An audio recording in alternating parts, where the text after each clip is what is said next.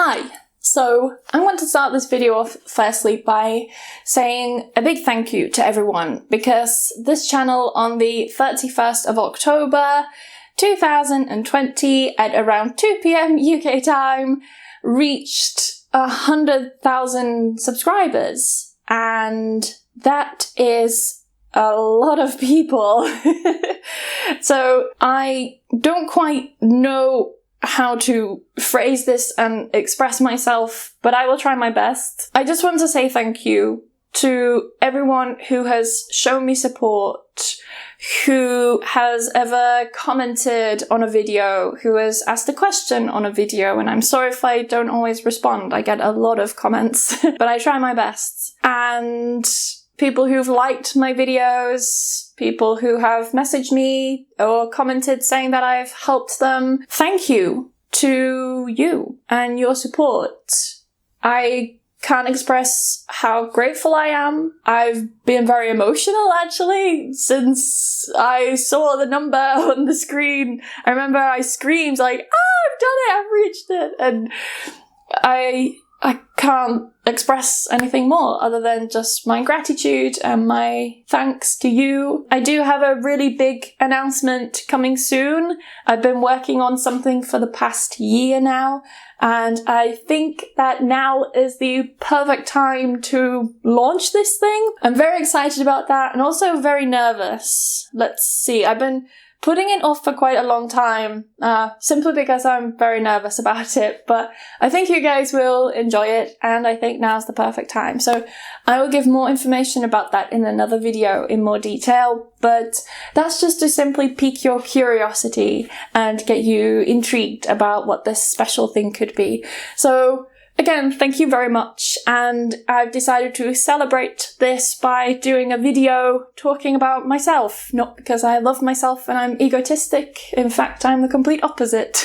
You're going to find out 50 facts about me, and you're going to learn some things about me that I'm sure you may have had on your mind for a while. A lot of people have been asking personal questions, some of them way too personal. I won't be answering those.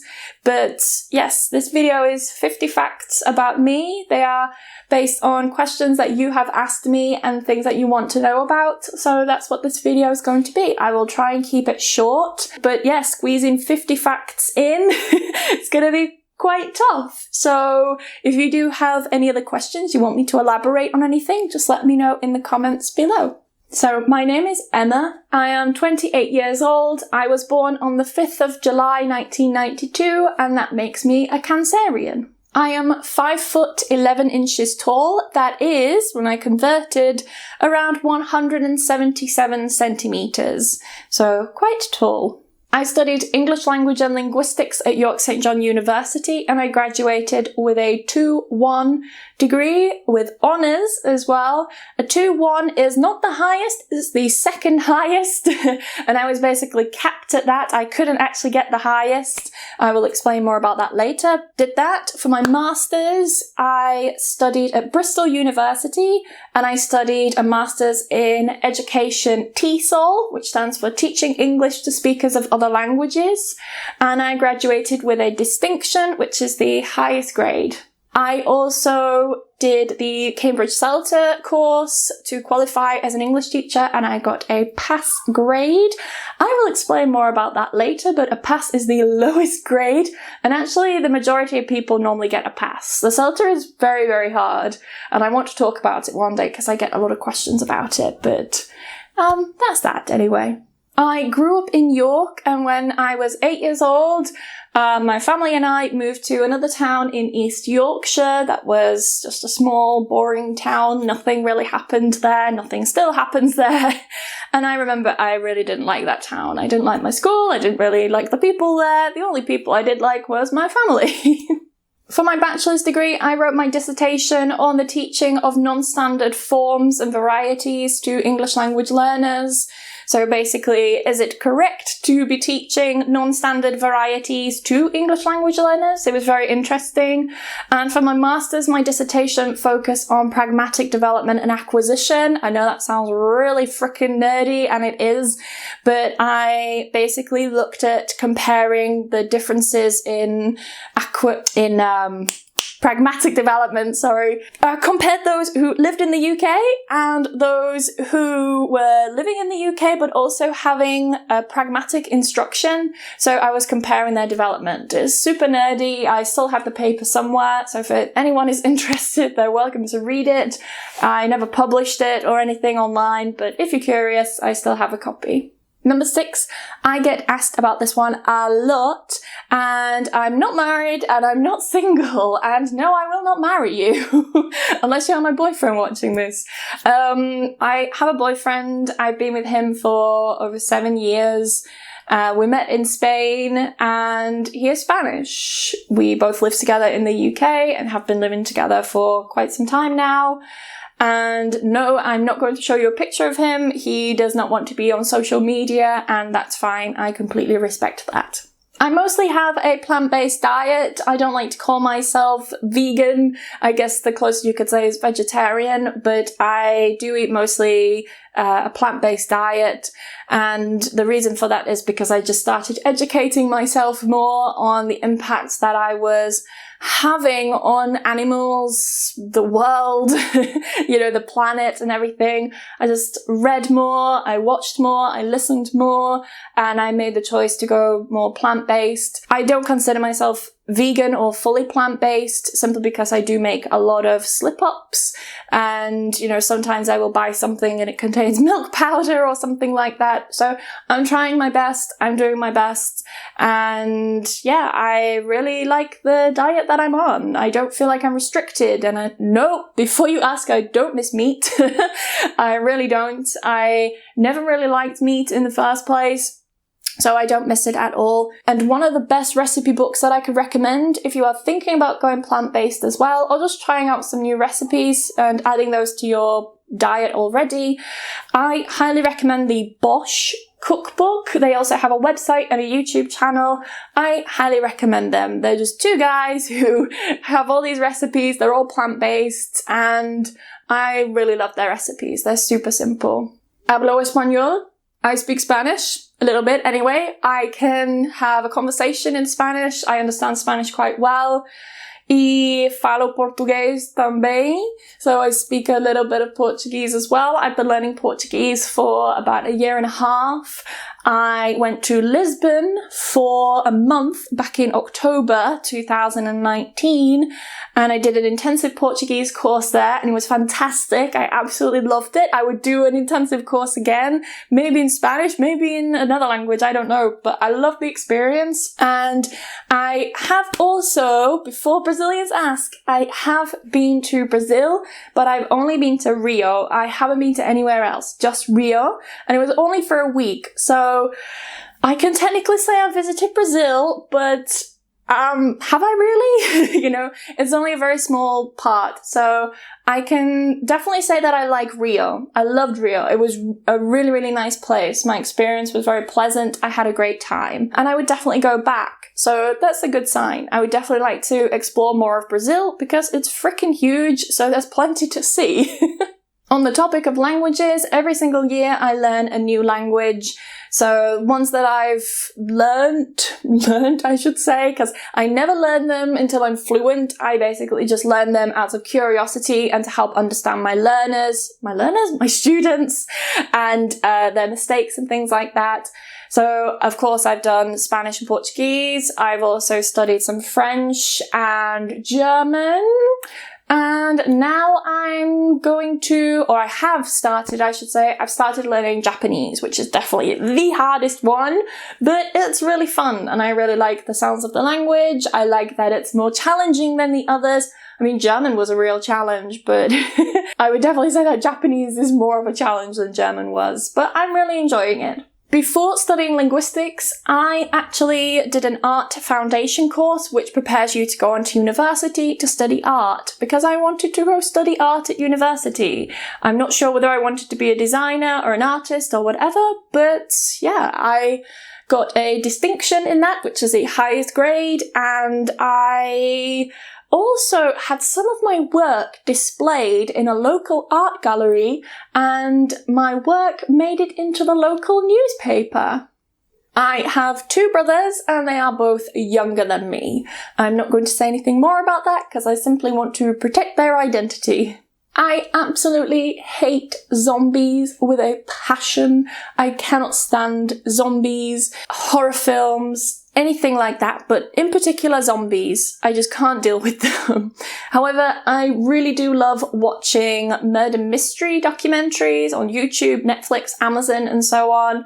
I'm very interested in like the psychology behind a killer and what makes them kill and all of these interesting stories. I don't want to say enjoy reading about cases, but I find it interesting to read about cases and hear about them and hear about the stories. And yeah, I find it a little bit odd that I can watch stuff like that, but I can't watch fake stuff in films. I'm not sure why. I apparently laugh in my sleep. My very first job was in a supermarket. I worked on the checkouts, and then I did some cleaning, and then I also worked as a server in the staff canteen, and I did that job for about a year before I left because I was going to Spain to study abroad. And yeah, I remember there were some shifts that I did where I would literally start at like 5 in the morning, maybe 5:30, and then I would sometimes finish at about 10 p.m. So I worked extremely long days, and I did those quite regularly as well, and I did it simply just to save money. Number 15, and this is a really weird one, but I can never finish hot drinks. No matter what size cup you give me, I will never finish it. Like, I will never drink all of it. I will always leave like a little bit at the bottom, and I have no idea why. It can be a tea, it can be a coffee or whatever. I also have a horrible habit of not drinking my drinks while they are hot, because I will make them and then I will start working, I will get into my work, and then I will just forget my drink. And then it's not until later when I realize, crap, my tea is stone cold. So I'm quite used to drinking cold teas and cold coffees now. So yeah, I guess it's a good habit. I guess. I don't know. I became an English teacher completely by accident when I went abroad to study in Spain for a year. They gave us a list of classes, like modules we could take, and one of them was a program where you could go and volunteer, kind of work in a school as a language assistant. And I remember asking, do I have to do exams or work or essays or anything for this? And they said, no, you don't have to do anything, just go to the classes and teach or observe or assist, whatever. And I thought, great, put me down for the highest number of credits for that. And I luckily really enjoyed it, and that's how I got into teaching. Out of curiosity, just in case you're curious, the university I studied at was in Tarragona, and it was called Universitat Rovira i Virgili. So hopefully I pronounced that correctly. I haven't spoken any Catalan for a while. Or actually, another fun fact, I have technically an A2 level in Catalan. I completely forgot about Catalan for my other fact, but I also know a little bit of Catalan from when I studied there, and I have a certificate showing that I supposedly have an A2 level of Catalan. 17. I cannot say cardamom pods in a natural way. I just said it then, but I can't say naturally. Cardamom pub.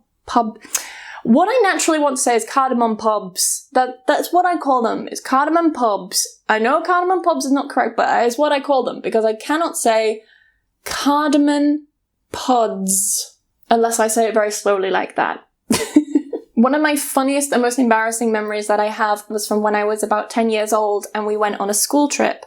And I remember we were in this big hall, and my headmaster was singing. He had a guitar. Everyone was singing in the room, including the teachers, the other students, and we were all singing Country Roads.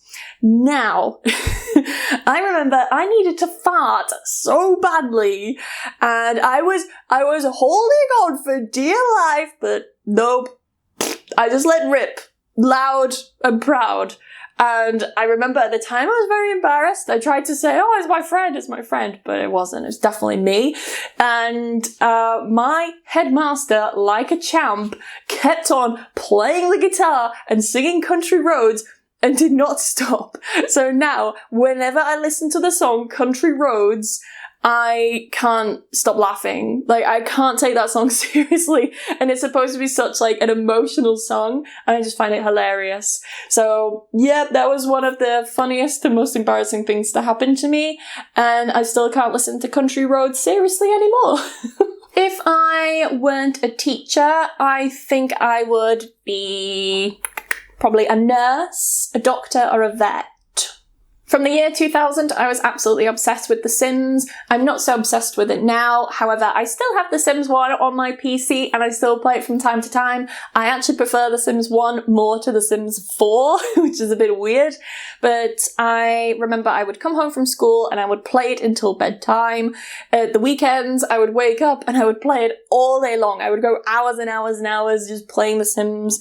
And yeah, I remember I was absolutely addicted to it, but I loved it and I still play it from time to time. Some of the first ever games that I played when I was younger, one was, what's it called? Kirby's Dream Land. That was on Game Boy. On PlayStation, I remember we used to play Tekken quite a lot and Parappa the Rapper. I still have some of the songs living in my mind rent-free from Parappa the Rapper. On the topic of games, I remember when I was younger, probably still now actually, my dad was quite competitive and even as a small child, he wouldn't let me win games. Like, he would beat me at games. So I made it my mission when I was younger to try and beat him at one of the fighting games. And one of the fighting games I used to play was called Bloody Roar 3. Some of you may know it. It was quite big at the time. I'm not sure how big it is now. I don't think it is very big. But I remember I used to practice and practice and practice. And one day I challenged my dad and I finally won. And I was so happy. Honestly, it was one of my biggest life achievements that I beat my dad at Bloody Roar 3. I can still remember he was sitting to my left when I whooped his ass, and I remember turning round and he was like, "You actually beat me." Like, he was actually genuinely surprised that I'd beaten him. I have a driving license, but since passing my test over 10 years ago, I have never driven a car, simply because I've not needed one, and I passed my test on the 4th attempt. My favourite colour is blue, and when I was younger I wanted my bedroom painted blue, and I still remember that my mum wanted to put glitter on the walls to make it look more like a girl's room. I used to study until the age of 8 at a Roman Catholic primary school. I am not baptised, I am not Roman Catholic, and we used to pray around 4 or 5 times a day, and every Thursday we would have mass. So I still remember quite a lot of those songs that we used to sing. A super fun fact is, quite a few years ago, I had to have a filling done in one of my teeth, and the dentist put anaesthetic, and I felt everything. The anaesthetic did not work on me, so I felt everything. And you may be thinking, well, Emma, why didn't you say something? But I thought that was what was supposed to happen. I'd never had local anaesthetic before, I'd never had a filling before, so I didn't know how painful it was. And I'd heard horror stories about how painful they were, and I think I was definitely one of the cases. And I was left with a big bruise here as well. I do not smoke, I have never smoked, but I have tried a cigar. I don't own a television, and I haven't owned a television for over 10 years. When I was a baby, my mum and my grandma entered me into a beautiful baby competition, and I won. I'm joking, I lost. 29. I have a false tooth. Number 30. My biggest phobia is the dark. I believe in ghosts. I have seen them, I have felt them, and I have experienced poltergeist activity. I have even gone into places and felt ghosts, let's say, and then later I have checked to see if someone had died there, and there have been cases where someone was murdered in these places. So maybe I'm psychic. Maybe not, I don't know. This is a really fun one. I nearly died one time in a lift. So my mum and I, we were in hospital. So I guess if, we got injured, it's probably the best place to get injured, right? It's a hospital. We were going into a lift. We were going to visit someone. We got in and the door started closing like this. Like, not very smoothly. So we started to panic and we jumped out as quickly as possible and we took the stairs. Later, when we were going back, we walked past the lifts and there was tape over one of the lifts. And there was someone standing there, like a porter or a mechanic or someone, I really don't remember. And my mum asked, what happened to the lift? And it turned out that that lift that we were in had dropped. This is an even better fact than the last one.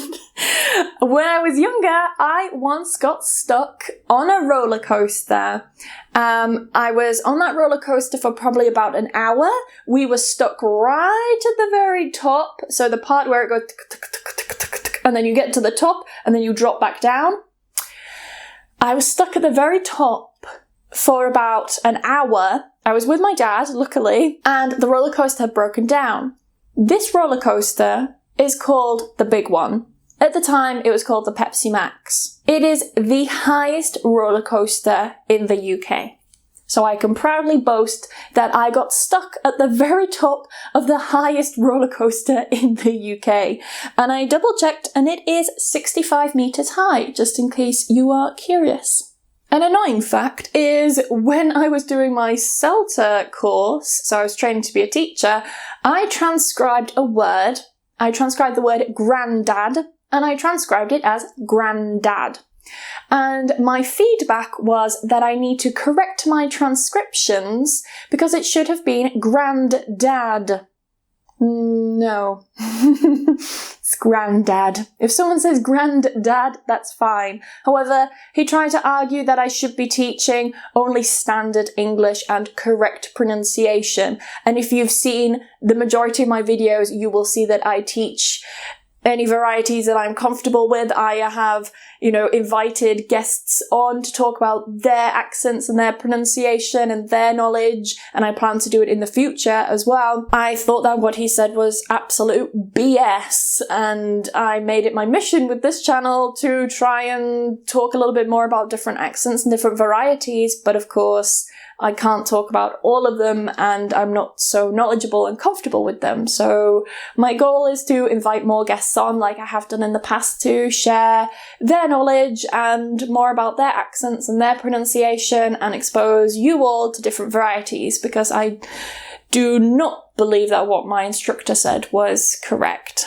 I am right-handed, so I do everything with my right hand. However, when I eat with the wrong hands. So my knife is actually in my left hand and I cut with my left, and my fork is in my right hand. My instinct is quite strong, and there are cases where I have met people and for no particular reason at all, I have just not liked them. I won't be mean to them or anything, but I just won't get a good gut feeling about them. And I would say the majority of the time, maybe I could even say all the time, my gut instinct is usually right. My hobbies include learning languages, playing video games. Honestly, I don't play video games as often as people probably think. In my free time, I don't play them that much. I occasionally read, and I enjoy cooking. I enjoy going for walks. I really enjoy trying out new experiments and baking. I can't remember if I mentioned earlier in the video, but I really recommend the cookbook by Bosch, or you could just check out their website for free recipes. And they have really nice plant-based recipes, and all the ingredients are quite easy to find. I actually applied to university twice. The first time was for graphic design, and then I decided nope, and then I did the foundation course, and then the second time I applied for linguistics. When I was younger, I repeatedly used to write a story called The Lost Kitten or The Lost Puppy, and I would write the same story every single time about this puppy that gets lost and then they get found, or this kitten that gets lost and gets found, and I would draw the illustrations inside. My grades in school were very average. I think the highest grade I ever received was a B, and it wasn't until I went to sixth form and university when I realised, maybe I can achieve more. I do apologise for all the ambulances in this video. I've been filming this for nearly an hour, so it's been going on for quite a while. But anyway, the next fact. I used to have a pet snake. His name was Jake, and now I'm actually quite scared of snakes. I'm not sure why. When I was younger, it's quite a sad fact, I once threw a birthday party and nobody came to my birthday party. And I later found out that all the friends I had invited went round to one of the girls' houses and they decided to play there. They didn't want to come to my birthday party. This may come as a surprise to some people, but off camera and when I'm not teaching, I'm actually a very quiet person. I am chatty, of course, from time to time, but I would say that I prefer to be in silence. I basically talk for my job all the time, and just to sit in silence at the end of the day is what I really enjoy doing. I'm pretty quiet. I spend a lot of my time by myself or with my boyfriend, and I quite enjoy my own company. So I'm very happy going out for a meal by myself. I'm very happy walking around town by myself. I'm happy doing things by myself. My only goal in life is just simply to be happy and to have a house by the sea. I have made it my goal that I will have a house where I open the windows of my balcony and I will see the sea. That's what I want. It's as simple as that. Just to see the sea, and be happy. That's all I want. I didn't learn to tell the time until I was about 12, maybe 13 years old. And I remember I had a French test where we had to tell the time in French, and I of course failed. And the teacher dragged me to the front of the classroom and embarrassed me by saying, "Don't you know how to tell the time?"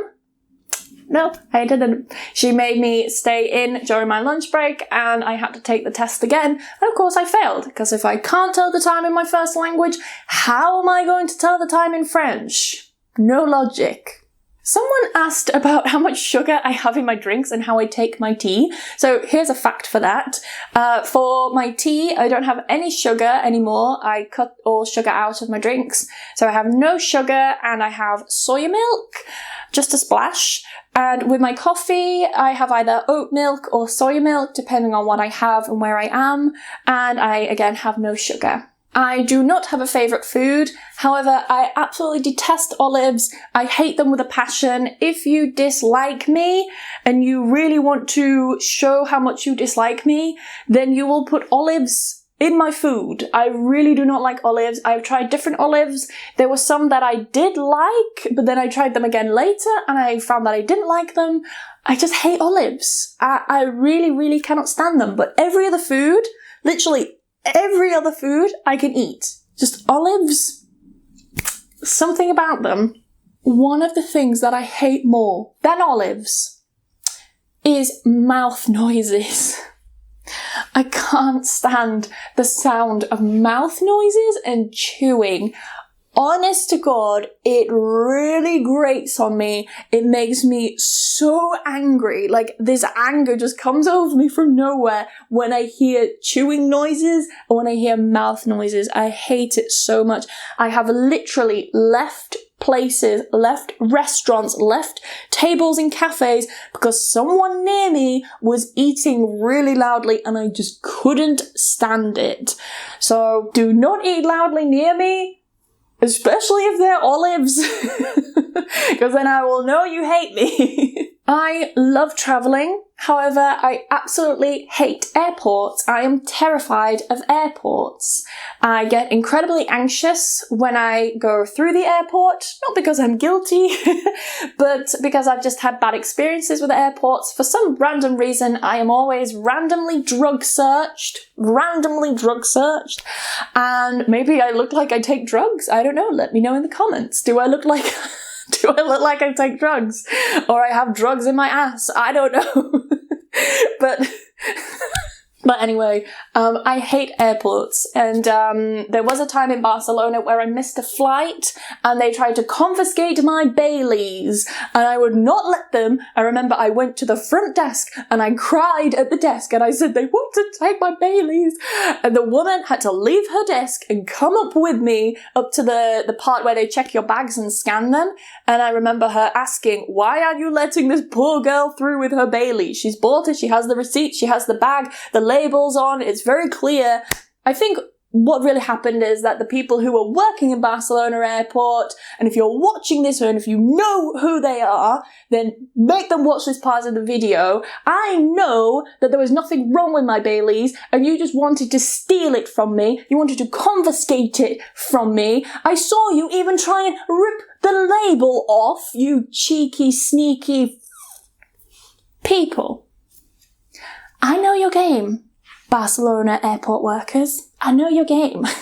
And the last thing, the boldest thing, someone asked me this question, the boldest thing I've ever done is start my YouTube channel. It was one of the scariest things I've ever done in my life. And making this video and all these facts about myself and talking about me and not about language is also really scary. Whenever I make videos, as you know, I have an editor, and whenever I make personal videos, I actually edit them myself.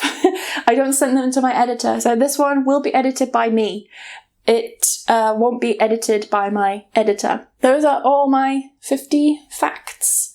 I hope you've enjoyed this video and you've learned something new about me instead of English this time. I hope that I've answered a lot of your questions. Let me know in the comments which fact interested you the most, which one surprised you more, which one weren't you expecting about me. Do we have anything in common? Do you also hate the sound of people chewing and get really angry for no reason? Let me know in the comments. Again, a final thank you. Thank you to my editor for having the patience to edit my super long videos. He won't be editing this one, but thank you to him. If you're interested in hiring an editor, I definitely recommend him. I will put his information down below in the description. Thank you to you for watching.